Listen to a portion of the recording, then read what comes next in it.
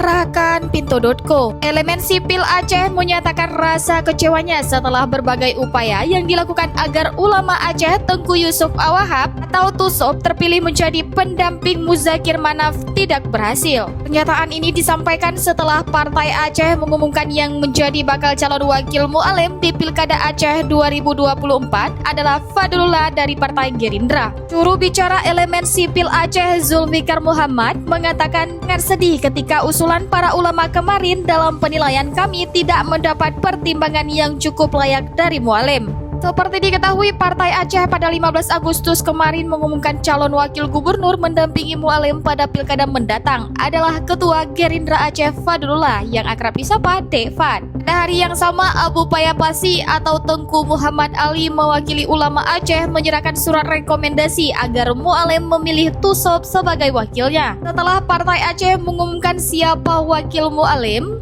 Zulfikar mengatakan elemen sipil muncul kekecewaan besar. Bahkan mereka akan memilih jalan baru politik kepemimpinan Aceh dengan tetap memperjuangkan TUSOP sebagai pemimpin Aceh. Meski kecewa, Zulfikar mengucapkan terima kasih kepada Partai Aceh atas pertimbangan dan penerimaan pendaftaran usulan dari masyarakat yang telah dilakukan sebelumnya.